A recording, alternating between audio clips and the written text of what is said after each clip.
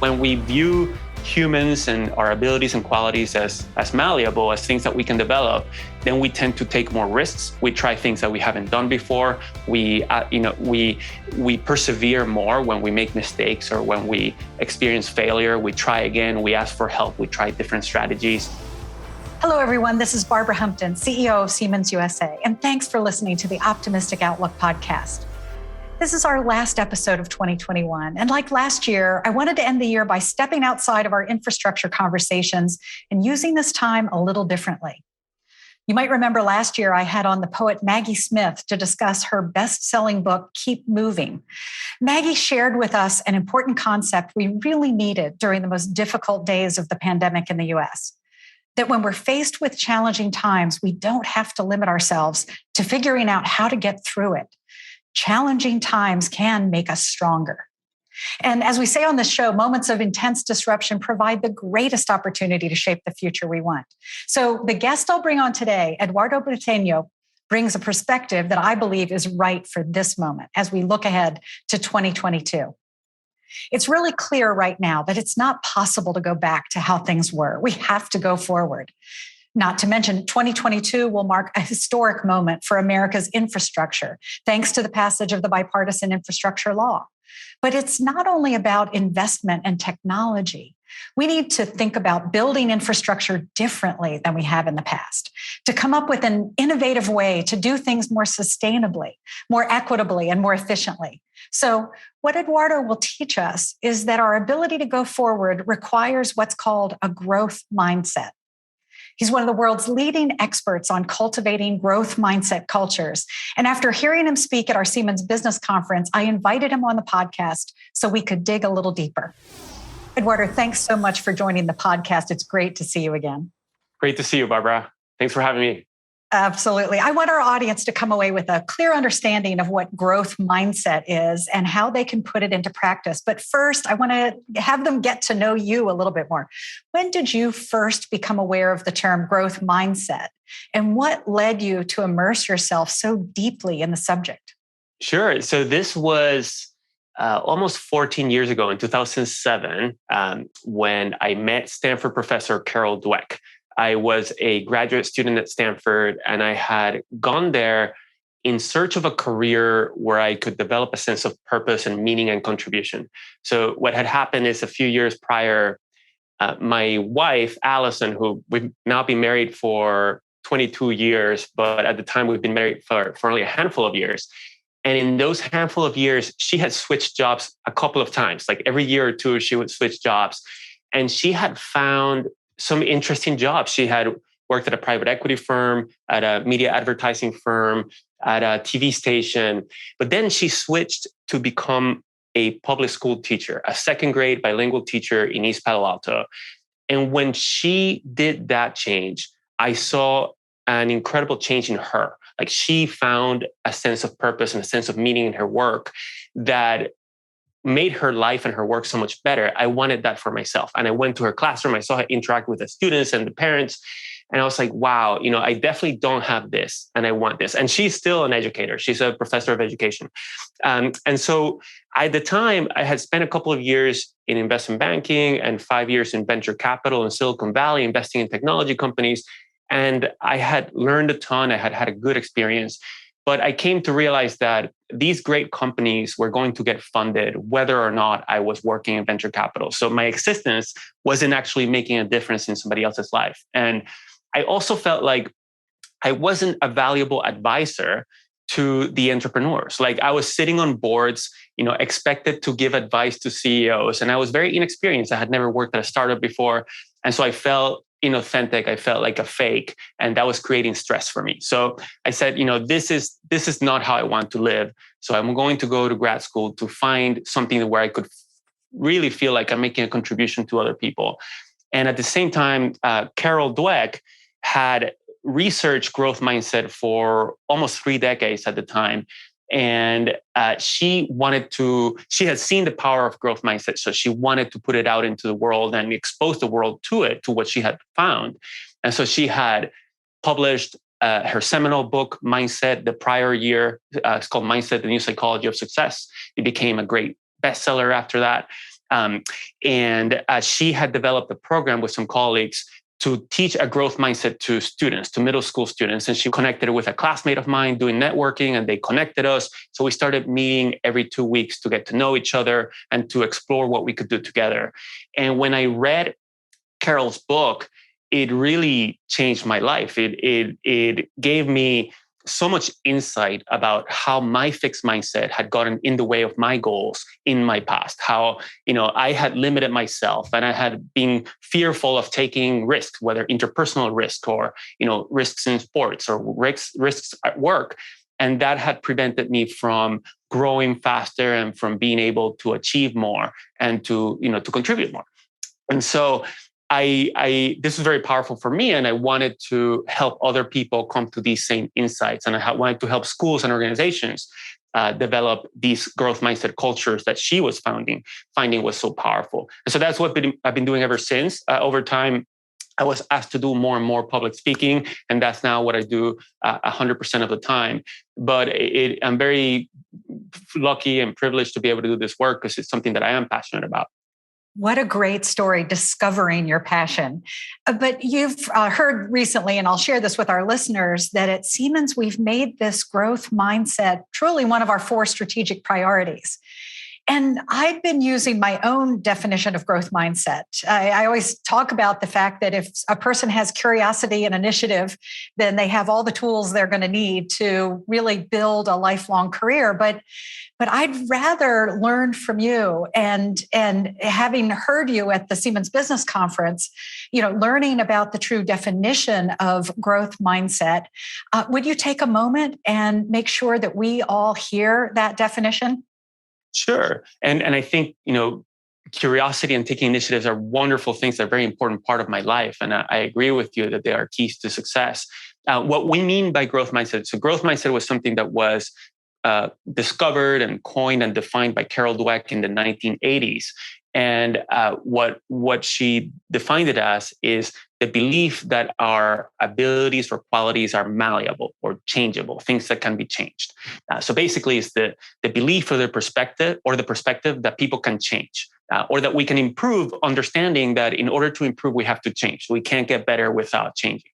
And so, for example, in the research, when they want to research how people in a growth mindset behave differently than people in a fixed mindset, they ask questions to see whether people, for example, see intelligence as something that can change or something that is fixed in people. And so depending on how people view intelligence, they behave differently. That's what they have found. Or, the leadership, whether people believe that people are natural leaders or leadership is developed, or our ability to work with numbers or to do poetry or anything else. And what they have found is that when we view humans and our abilities and qualities as malleable, as things that we can develop, then we tend to take more risks. We try things that we haven't done before. We persevere more when we make mistakes or when we experience failure. We try again. We ask for help. We try different strategies. We seek more feedback. When other people succeed beyond our levels, we kind of observe them and learn from them rather than feel less than and feel threatened by their competence. So there's a lot of benefits that have been shown in research that when we view humans as able to change, we learn and improve more. So we innovate more also, we're more creative. And we also develop more positive relationships with one another, because for one reason is when we engage in negative behaviors with one another, if we are in a fixed mindset, we tend to label the other person and then engage in like warfare, an argument without listening, versus asking more questions, sharing our perspective, understanding that other people can learn from us, and engaging in much more productive conflict resolution. I really love this idea, and I want to repeat it for our listeners. This idea that growth mindset is not a behavior, it's a perspective. And core to a growth mindset is believing that we're capable of changing, and also believing that others are capable of changing. But there's another concept I want to introduce here, and that's focus. Some might interpret growth mindset as a call to action to go out and learn as many new things as possible. Maybe I'll learn an instrument or pick up a new language, or I'll pick up a new hobby. Yet I really think its growth mindset is more focused than that. It isn't about learning new things just for the sake of learning new things, right? It's about performing at our highest level in the areas we've chosen to dedicate ourselves to, our careers, for example. Or for Siemens, our dedication to supporting industry and infrastructure. How does focus come into play with growth mindset? Yeah, so it would not be effective to try to learn everything about everything. And that's not what we mean by growth mindset. Like you're saying, it wouldn't be effective to try to do that, like to try to learn 200 languages just for one thing, right? And so we engage in learning not only because we believe we can learn, which is a growth mindset, but also because we see a value in learning. We see some relevance or purpose to what we're going to be learning about.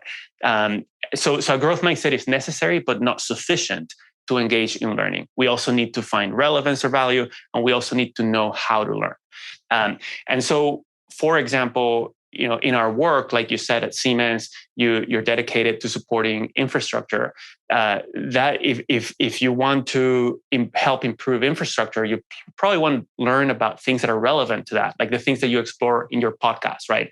Like new manufacturing technologies. Like I recently learned about additive manufacturing from one of your podcast episodes, or I hear you talk about economy trends, like the job openings and the job trends. I hear you talk about kind of policies related to infrastructure, diversity, equity, and inclusion, and how to lead more generally and how to manage more generally. All of those things are relevant to your purpose of helping improve infrastructure. We can be kind of proactive about how we want to grow, to what purpose, and then what we decide to learn about toward that purpose can be either as a specialist where we go really deep in one area, or it can be like going deep in a few areas, like I think you explore in your podcast, or it can be more of a generalist going broad. But there's generally some value to going broad in a shallow way, but then also going deep on a couple of different areas. Because when we connect different areas, we end up being more creative and more innovative. Yeah, that's so cool. At Siemens, we've been on this journey of becoming a different company. It used to be that we were this hardware company building products that would just be sold into projects that would enhance infrastructure, transportation, et cetera. But today, we're a focused technology company. We are actually combining the virtual and the physical worlds. We're working software as well as hardware. And it takes a real growth mindset to truly believe that each of us can make the transition and play a role in the future company we are becoming. So this is really key, this perspective that we can change, can learn new things, but also you have something to teach us about when we're learning and when we're performing. And in the show notes, we'll be linking your TED Talk, where you help us understand that an important part of the growth mindset is grasping these two zones, a learning zone, a performance zone. And I want to spend some time on this. Help us understand the difference. Absolutely. So in order to engage in effective learning, we have to believe we can learn. That's a growth mindset. We have to see relevance in it, and we have to understand how to learn. And that's this last question that you asked is about how to learn. What often happens is that we have this vague sense that in order to improve and to learn and to get better, we just have to work hard. If we work hard, we'll get better. But actually, that is not specific enough to how we improve. Because often what we end up doing is we work hard at execution and performance, which means we're trying to minimize mistakes all the time, just trying to do the job as best as we can. Minimizing mistakes, and that leads to stagnation. So there's two different types of effort, and they're both important. One is effort to perform or to execute, trying to do the best we can and to achieve the goal. And the other is effort to improve. And in effort to improve, we are going beyond what we know. We are exploring beyond what we know. We are trying new things. We're experimenting. We're soliciting feedback. And it is these different behaviors that lead to continuous improvement and to innovation.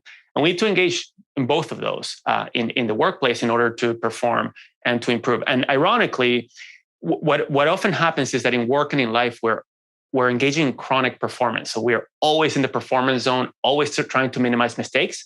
And ironically, that leads to lower performance over time. The way to increase performance is to actually make sure that we regularly engage in the learning zone. Yeah, and let's maybe give our listeners some practical advice about how to get into the learning zone. As you say, so many of us are just pressed by the demands of the job day to day that they think they can't find time. Should we be intentionally setting aside time each week, each month to get into the learning zone? Well, that can definitely be very powerful to have dedicated time to a learning zone. That often is not something that for a lot of us, we struggle to find that dedicated time. And so I'm going to also share a different approach. But dedicated time can be really powerful. The greatest achievers in a lot of different domains do spend dedicated time each week to engaging in the learning zone, whether it is, in business, like, people like Oprah, Bill Gates, Elon Musk, Warren Buffett, all these people engage in the learning zone for at least 5 hours per week. A lot of them like to read, but that could be listening to podcasts or watching videos, or in a lot of other domains, there's deliberate practice. It's like trying something, a specific skill beyond our skill level, getting feedback and iterating.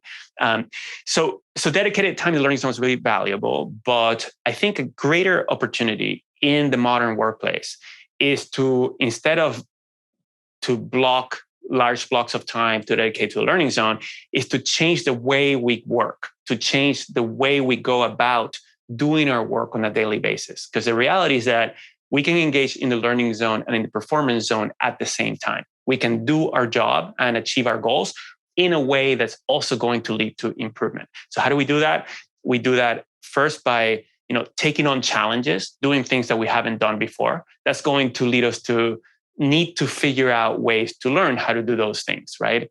So that's going to force us into the learning zone. We can make sure that we are working in different ways, not just doing the same thing over and over again. So that means reflecting regularly on, hey, what's working, what's not working, what might work better. So what do I try differently? It means soliciting other people's ideas, not just thinking that we always know best. It means soliciting feedback. So experimenting. So these are all ways to go about work in a way that we're always continuing to evolve, continuing to explore different ways of working so that we improve over time.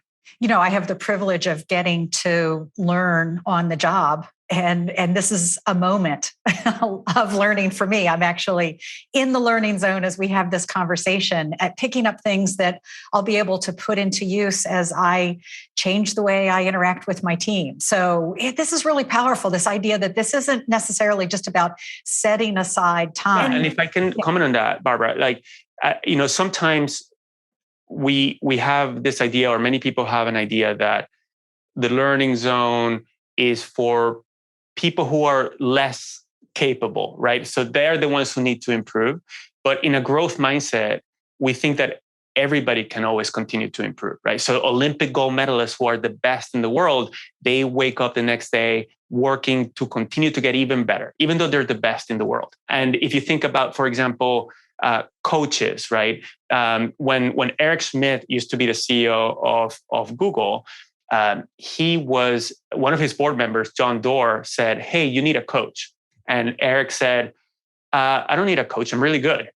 And so they engaged in a conversation, and John Doerr said, "Well, look, professional tennis players, he liked tennis, they have a few different coaches, right? Like, so if you're an amateur tennis player or an amateur sports athlete, you might have one coach for 25 players. If you're a professional, if you're really good, you have several coaches per player. So the better people are, they are that much better because they engage in the learning zone and because they continue to improve. So that is absolutely something that we can all benefit from. It's not just for some people. Yeah, right. This key point that the people who lead teams are actually in a really unique position to create a culture where employees, team members can get into the learning zone. How can managers and team leaders actually cultivate that culture? First, we can clarify that this is a goal, this is something that we want, right? And ideally, not as something that is mandated, but as something that creates space for people to react to it and see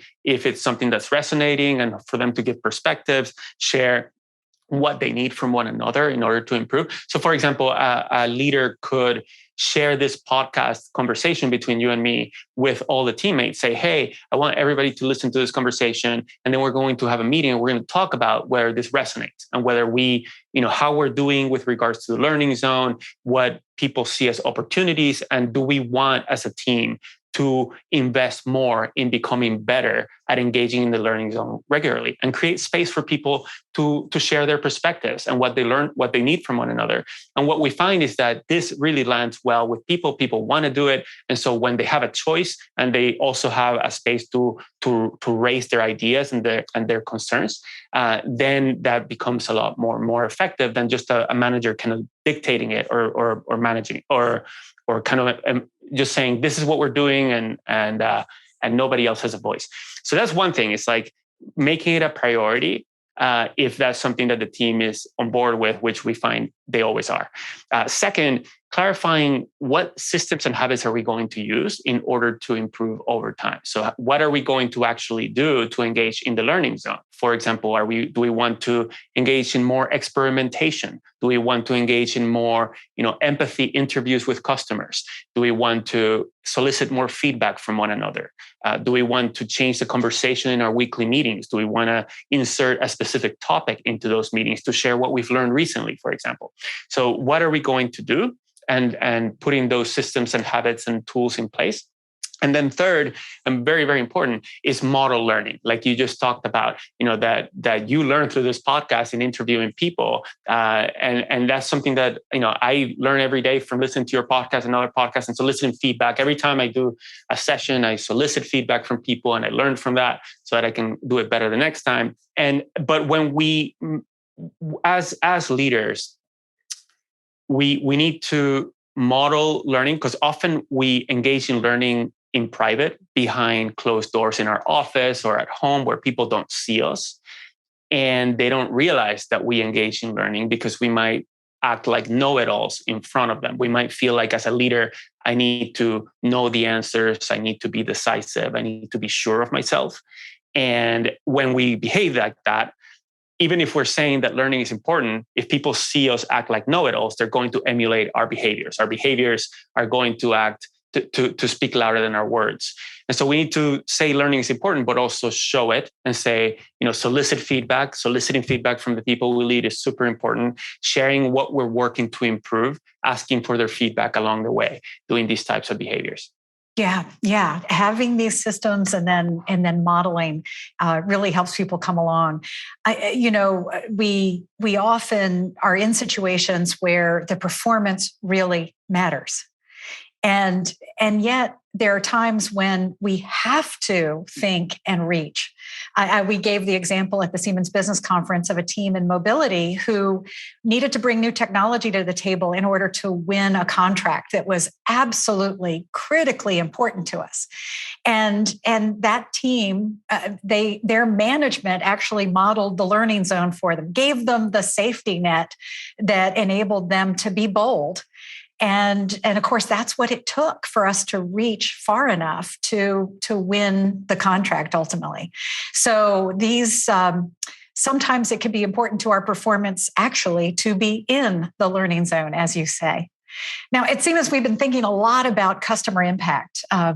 We know a manufacturer might be thinking about how data could shape new business models, and government leaders managing infrastructure projects and policy might be thinking about how to engage with the private sector more effectively to bring in principles such as equity and sustainability.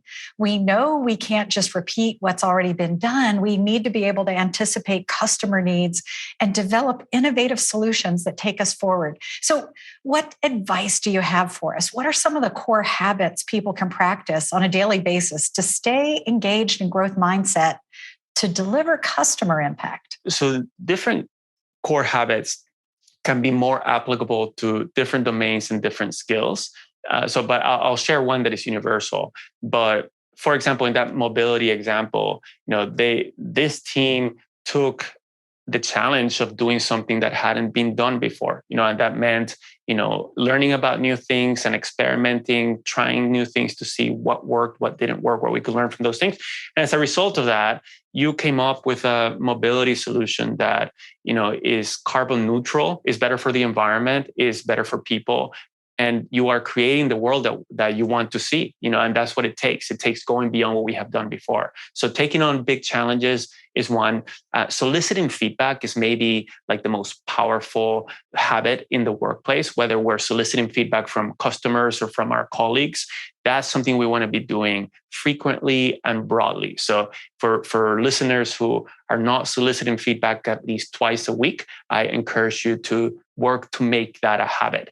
And when we solicit feedback, then other people start soliciting feedback too. We create a feedback culture, and we can learn so much more about one another, and we can get to work with one another so much more effectively. But I think that the universal habit that I think is most powerful is to every morning remind ourselves of what it is that we're working to improve. And that can evolve over time. But if there's one habit that is stable, that doesn't change very much, that allows me to remind myself, okay, what I'm working on to improve now is X, then that ensures that I'm always continuing to change and evolve myself and improve over time, and to put in effort on this new area that I'm trying to work on. Because the brain is kind of wired in a certain way at any moment in time, and it takes effort to change that. So to have a habit that is automatic, that reminds me of what I'm applying that effort toward, is something that I think is game-changing.